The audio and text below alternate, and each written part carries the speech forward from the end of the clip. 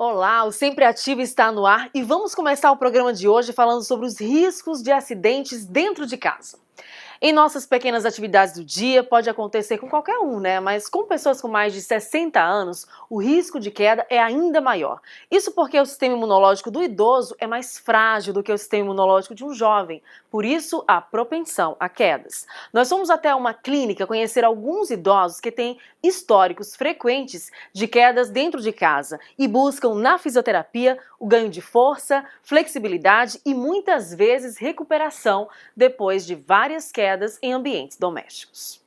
Desta vez, nós fomos até essa clínica de fisioterapia localizada na zona sul da capital sergipana, acompanhar de pertinho sessões de fisioterapia em alguns idosos. Aqui, chamou a atenção, ao conversar com a dona Tereza Andrade, o histórico de quedas que ela já sofreu. Ela conta que já caiu 3 vezes somente este ano. A primeira, a menina me pegou, ia me levantar, não pôde, aí eu caí. E o outro, eu vinha chegando do hospital, que tinha vindo do UTI. Aí quando eu fui chegando na cama, a menina, não sei como foi isso. Quando eu fui chegando, eu caí, a menina não me sustentou. Conversamos com a fisioterapeuta que está acompanhando a dona Tereza para entender por que, na fase da melhor idade, os idosos estão mais vulneráveis a quedas. E ela explica. Nós, quando envelhecemos, a gente vai perdendo massa muscular, a gente perde massa óssea, associada à própria postura, a gente vai tendo uma alteração da postura, deficiência da coordenação, do equilíbrio. Isso associado a um estilo de vida, vamos dizer, um pouco mais sedentário, sem a prática de atividade física, faz com que essa perda de massa muscular ela seja muito mais acelerada. E aí o idoso ele fica um pouco refém do próprio processo de envelhecimento. Estudos científicos mostram que mais de 70% das quedas em idosos acontecem em ambientes domésticos, ou seja, na casa deles. Por isso, surge a necessidade de adequação ergonômica, inclusive no banheiro, que é o principal vilão. A gente envelhece e muitas vezes não adapta a casa para o nosso novo estilo de vida e nossa condição física. Então, acho que o familiar precisa fazer, a primeira coisa é adequar essa casa. Adequar primeiramente o banheiro, que é o local onde os idosos mais caem. Então, implantando as barras de proteção, o piso antiderrapante. Muita gente hoje não quer mais usar aqueles tapetes com ventosas, tem colocado o próprio revestimento antiderrapante dentro do chuveiro. O ideal é que não houvesse box, tá? Que houvesse uma cadeira para que o idoso pudesse sentar na hora de tomar o banho, já que é aquele idoso mais frágil, que não consegue ficar em pé muito tempo. O idoso tem que ter o discernimento que ele não pode mais estar querendo lavar o pé em pé, que ele tem que se sentar para poder fazer isso, para se enxugar, para poder usar a roupa íntima. Então, adequar a casa, retirando todos os tapetes, ter cuidado com os pequenos animais domésticos. Hoje, com toda essa parafernália tecnológica, a gente tem 1000 fios. Então, os fios que não são totalmente adequados, né, no seu local, isso pode também dificultar a locomoção. E o que eu brinco sempre, o idoso às vezes morou numa casa muito grande, com muitos filhos, se muda para um apartamento menor e quer levar toda a sua mobília. Então, esse espaço acaba ficando muito reduzido, com pouca dificuldade de locomoção, o que favorece muitas quedas. Mas se a família não previne em caso de queda, a fisioterapeuta explica o que fazer. Procurar o geriatra, procurar o ortopedista, procurar até mesmo o próprio fisioterapeuta, para fazer uma adequação ergonômica da casa desse idoso, para ver qual foi o motivo que fez ele cair. Ele caiu pela questão própria do envelhecimento, porque ele está com a musculatura fraca, ou ele tem uma labirintite. Então, detectar se existem algumas doenças que estão causando essa queda. Nas sessões de fisioterapia, a dona Tereza, assim como outros idosos, vão se exercitando, evitando o sedentarismo e ganhando autonomia nesta fase da vida. Ela mal conseguia levantar-se sozinha. Hoje, ela voltou à alegria de viver e com a melhora dos músculos, da coordenação, hoje ela tem uma vida já praticamente normal diante das quedas, né, dona Terezinha? É, sim. E está mais feliz? Estou feliz. Deus é mais. Deus faz a gente ficar feliz. Vamos agora para um breve intervalo comercial e no próximo bloco vamos receber aqui no Sempre Ativo a fisioterapeuta Priscila Dantas para falar um pouco sobre o assunto propensão dos idosos a quedas.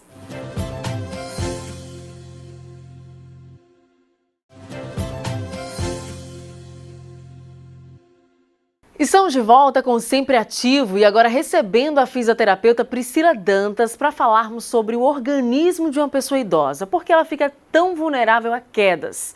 Seja muito bem-vinda, é um prazer imenso recebê-la aqui no Sempre Ativo. Prazer é meu. É uma dúvida muito grande, por que o idoso tem quedas frequentes dentro de casa? Tem a ver com o sistema imunológico desse idoso? Então, é um processo natural do ser humano, o envelhecimento. O idoso, ele tem uma tendência a ter uma queda de nutrientes nos ossos, o que vai levar ele a ficar mais fragilizado.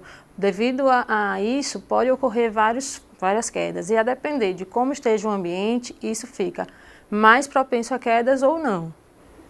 Na juventude ou na fase adulta, existem alguns hábitos que a gente pode incorporar para evitar que a gente se torne um idoso mais debilitado? Sim, existe. Manter uma vida ativa, isso é importantíssimo. Fazer uma atividade física que promova mais saúde, fortalecimento da musculatura, ter uma alimentação saudável, isso tudo facilita para que chegue a velhice, chegue ao envelhecimento de uma forma mais forte, mais saudável. E evite com esse risco de queda ser tão alto, né? Que é o que acontece muito. Hoje, onde mais acontece as quedas do idoso é na própria casa. E quando a família se depara com esse problema, existe a alternativa de fazer a adaptação? E como pode ser feita essa adaptação? Sim, isso é muito comum quando você consegue entender que aquele idoso ele precisa de uma outra rotina dentro de casa, que ele precisa de uma casa adaptada a ele. Você pode solicitar ao profissional, um fisioterapeuta que faça estudo ergonômico, que é o que isso? Ele vai e fazer as adaptações dos móveis, adaptações do banheiro, da casa, de acordo com a altura, de acordo com a atividade do idoso, se ele está debilitado, se ele não está. Cada idoso é de um jeito. Então, assim, adaptações é você pegar aquele ambiente e botar o idoso que facilite a vida dele, a atividade de vida diária dele, certo?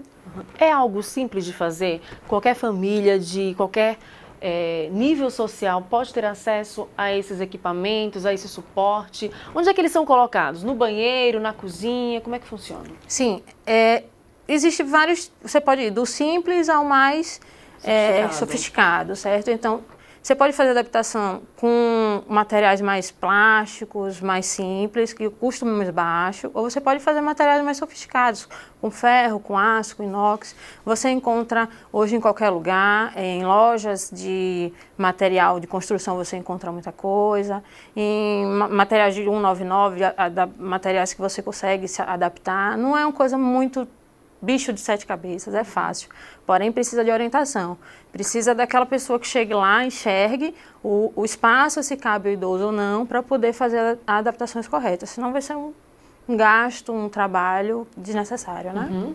Bom, falando sobre suporte, a nossa produção trouxe aqui pra gente alguns equipamentos que servem de apoio, né, Priscila? Sim. Aqui é uma barra, explica pra gente. Essa barra, ela é muito comum de ser usada no banheiro, ela serve como proteção para o idoso, na hora que ele for sentar no vaso, por exemplo, ele tem onde se apoiar para evitar o desequilíbrio, para evitar a queda, ele tem onde segurar, você pode colocar na lateral, pode colocar também atrás. Tem muito idoso que ele é cadeirante, porque ele não consegue mais se locomover sozinho sem a ajuda de uma cadeira, então facilita também, se a cadeira for de encaixe, ótimo, que ela consiga encaixar, ele vai e senta tranquilamente. Mas se for o idoso ainda um pouquinho ativo, que precise só de um suporte menor, essa barra facilita muito. E é colocada na lateral. Na lateral. Né? Próximo ao Isso. vaso sanitário. Sim. Evita muita queda esse suporte? Sim, porque é uma maneira de ele segurar e não se sustentar, exatamente. Principalmente quando o vaso sanitário é muito baixo. baixo. Isso. Que é uma das outras coisas que a gente precisa fazer adaptação. Porque o idoso, para esse ato de levantar e de sentar, para ele é um exercício muito grande. Então, se ele tem um suporte de barra, se ele tem um suporte no assento, fica muito melhor. E o preço, né? As famílias já estão se adaptando a isso? Ou ainda existe aquela ideia de que pode ser muito caro? Como é que são os preços? Varia, depende do material, depende da loja, mas é algo que as pessoas possam comprar? Sim, hoje é fácil acesso, você encontra em material de construção, você tem em plástico, tem de ferro. O que é importante saber é que ele tem que estar bem seguro na parede. Ele tem que ser um material que ele consiga fixar bem para não quebrar com facilidade. Pode ser um material simples como plástico? Pode, mas tem que ser um plástico bom, plástico resistente, que não ofereça risco de quebrar na hora que ele sustentar. E aí, ser ainda pior a queda. Uma barra como essa, por exemplo, que é uma barra de ferro, né, você encontra em média por R$100. Se você for pensar no custo-benefício, a longo prazo, isso não seria tão caro, né? Evita queda, evita uma fratura, porque hoje o banheiro é um lugar que mais promove esse tipo de patologia, exatamente, de acidente. Agora, ainda falando em banheiro, a nossa produção tem aqui um outro suporte também que é utilizado, que é esse assento, né? Ótimo. Esse assento, ele facilita muito. Por quê? A gente tem a média, assim, o padrão do vaso é muito baixo.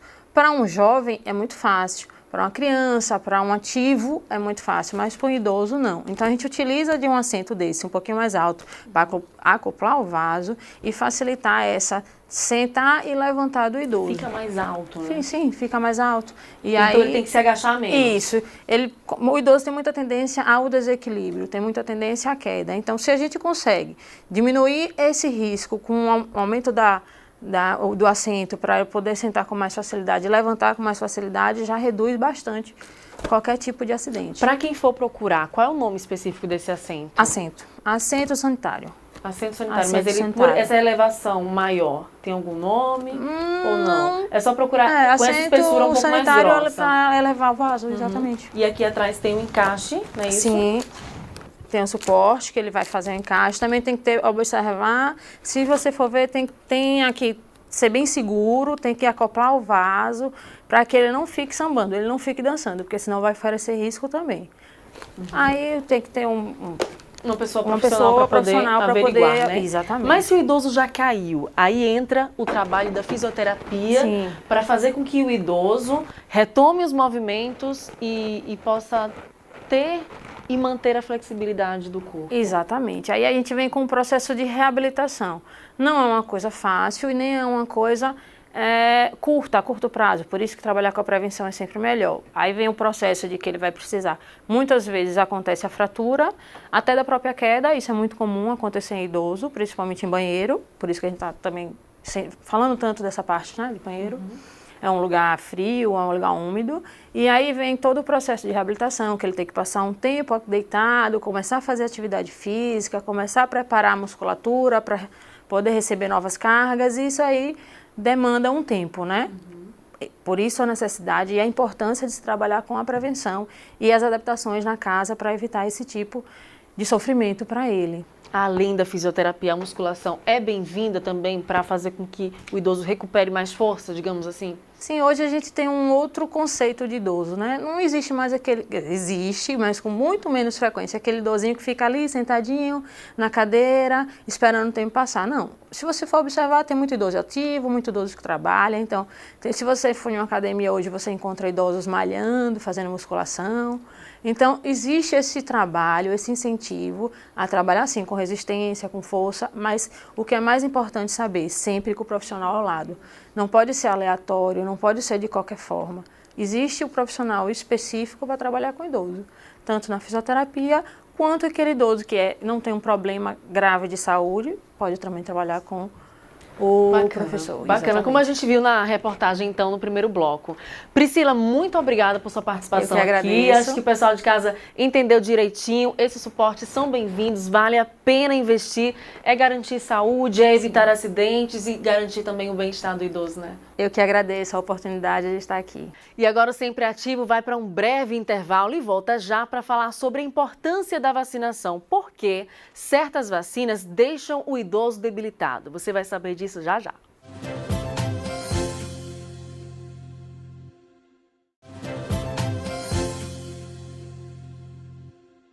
Estamos de volta com o Sempre Ativo e agora vamos falar sobre vacinação em idosos. Nós estamos aqui com a doutora Juliana Santana, que vai conversar um pouco com a gente sobre a importância da vacinação preventiva.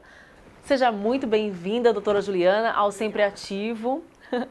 E olha só, é verdade que a vacina deixa o idoso debilitado ou é apenas um mito? Exatamente, a vacina ela tem um objetivo de fortalecer, de ajudar na prevenção de doenças que possam ser preveníveis. E então é mais um mito do que uma verdade, né? E acontece, por exemplo, do idoso tomar vacina e ficar febril ou dar muito sono. Acontece isso por quê? Existem algumas vacinas que têm o princípio ativo, o vírus, por exemplo, atenuado, que pode dar uma reação, por exemplo, no idoso, mas algumas podem até trazer a própria patologia de uma forma mais atenuada, mas o índice disso é muito pequeno, tanto que o benefício ele é bem maior do que o risco. Que bom. Existe a cultura da vacinação preventiva? Porque nós fomos às ruas em uma unidade de saúde, conversamos com alguns enfermeiros que disseram que não existe uma demanda espontânea, ou seja, idosos que procurem e que sigam de repente o calendário necessário. Muitas vezes o idoso acaba tomando aquela vacina depois que já contraiu, já foi vítima, por exemplo, de uma pneumonia. Né? Exatamente, assim, na terceira idade nós temos o calendário vacinal do idoso. São vacinas que deveriam ser ativamente procuradas espontaneamente ou indicadas pelo médico para que sejam tomadas.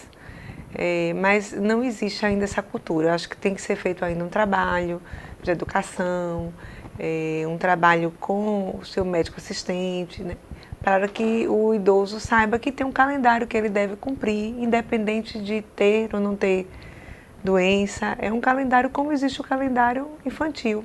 Então, existem as vacinas que são recomendadas na terceira idade. Normalmente, o que a gente vê é a procura das vacinas nas campanhas. Né? Nas campanhas, então, os idosos acabam indo ao posto de saúde e fazem a vacinação daquele momento da campanha. Mas a gente tem outras vacinas, que não da campanha, que deveriam ser tomadas pelo idoso. E se tomassem, teria, digamos assim, menos risco de contrair um vírus, uma doença, e principalmente porque a saúde já é mais debilitada, já é mais vulnerável, né? A saúde, o sistema imunológico do idoso, ele já tem um declínio, então nós temos uma atividade imunitária reduzida, então é um organismo mais vulnerável às infecções, ele é mais sensível, e quando ele contrai a infecção, ele também tem uma dificuldade maior em combatê-la. Mais difícil tratar. Então, não tenha dúvidas que na terceira idade o melhor é a gente trabalhar com a prevenção. Então, só para exemplificar, a gente tem, por exemplo, a vacina da pneumonia, que é uma vacina que é dose única, tem um reforço, mas que poucas pessoas fazem e quantas pessoas, às vezes, são vitimizadas, quantos idosos são vitimizados por essa patologia, às vezes se agravam e pode ser, inclusive, a causa da morte, né? Que ele podia ser evitada com a vacinação. Simples vacinação. Exato. E no caso da família, é importante nesse papel, então, né? Muito importante. Então, porque às vezes o idoso já não está muito atento, de repente já não tem uma memória tão boa, né? Já não está tão lúcido. É importante a família, nesse momento, poder fazer esse acompanhamento? Sim, nós temos hoje, assim, muitos idosos que são dependentes, que já não tem mais a capacidade de raciocínio, de julgamento, por algumas patologias neurodegenerativas, e onde o familiar ele é a peça-chave, né? Ele que vai tomar as decisões, ele que vai prover os cuidados daquele idoso. Então, ele precisa ser informado. Eu acredito, talvez, que o problema maior seja realmente a informação, né? A educação em saúde, a informação, a ida ao geriatra, que a gente vê hoje ainda muitos idosos que não têm um geriatra para que possa orientar adequadamente como deve ser o processo vacinal. É verdade. A gente foi acompanhar isso nas ruas. Vamos acompanhar com a gente uma reportagem que fizemos para clarear as ideias de quem está assistindo ao programa. Vamos assistir uma reportagem que fizemos sobre vacinação.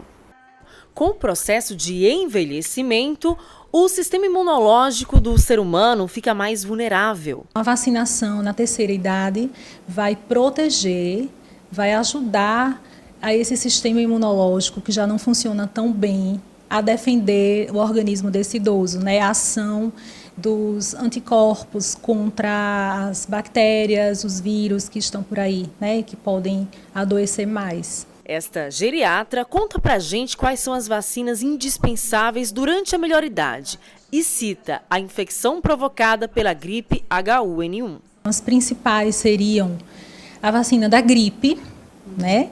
Nessa campanha da vacinação agora em 2016, né? A vacina da gripe já contempla também, além da gripe comum, a infecção pelo vírus H1N1, né, a proteção contra esse vírus. Então, essa vacina dessa campanha de 2016 é muito importante, porque o vírus H1N1, ele pode fazer com que o idoso complique, né? Se o idoso tiver alguma doença de base, alguma doença crônica, ele pode piorar dessa doença de base por conta da infecção pelo H1N1 e pode levar a uma letalidade maior. Hepatite B, via transmissão sexual, também tem sido cada vez mais comum entre os idosos.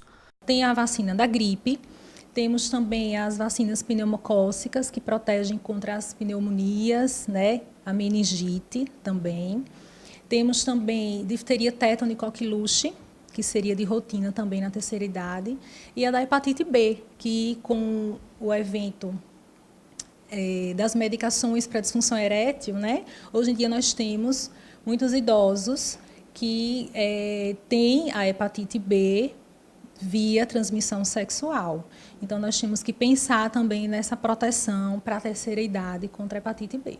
No início deste ano, houve um alerta por causa do aumento dos casos de pessoas vítimas da H1N1. Lembra a geriatra?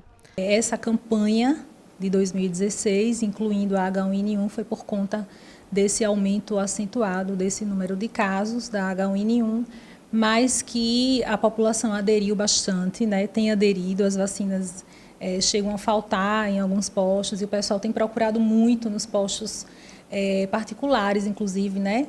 E esperando chegar, né? Todo mundo procurando, e realmente a população deve se preocupar e procurar se vacinar mesmo, principalmente os idosos que têm doenças crônicas de base, diabetes, né, insuficiência renal, insuficiência hepática, os idosos que já possuem alguma doença cardiológica de base, qualquer doença crônica, né, já deixa o idoso mais suscetível. Por isso, ela explica que a vacinação deve ser sempre em caráter preventivo e não há risco da vacina em si infectar o paciente. Alguns relatos existem mesmo de alguns pacientes que acharam que após a vacina adoeceram, né, e desenvolveram a doença. Mas os vírus, eles são fragmentados, são atenuados, inativados, né? Essas vacinas todas que são recomendadas, elas não oferecem esse risco de infectar o paciente por conta da vacina. Então, o que é recomendado é que a pessoa adie a data da vacina, se estiver passando por alguma doença febril, né, principalmente febre. E a contraindicação é a alergia, se for uma alergia mais acentuada, principalmente a ovo de galinha, né, que tem no composto da vacina. Então, se tiver uma alergia grave, ovo de galinha realmente não deve usar, não deve se vacinar. Conversamos também com esta enfermeira, que enfatiza os benefícios da vacinação. A vacina ela vem para prevenir certas doenças, por exemplo, uma doença como pneumonia, uma doença como gripe, que pode se transformar em doenças mais graves e levar até a morte do idoso. Então, o importante mesmo é mostrar os benefícios da vacina, que ela vem para prevenir, não para prejudicar. Reações podem ocorrer por causa do sistema imunológico, mas a maioria das vezes a reação é local. Uma reação do braço ficar um pouco pesado ou até mesmo dolorido ao fazer certos movimentos, mas nenhuma reação que vai impedir que o idoso faça suas atividades normais ou que venha a se internar ou ter algum problema em relação a isso. E quais os principais tipos de vacinas para os idosos? Além do que os que já foram citados aqui, há uma procura espontânea? A pneumonia, que a gente trabalha com a pneumo 13, mas também pode se encontrar nos postos de saúde, a pneumo 23, que também é recomendada aos idosos.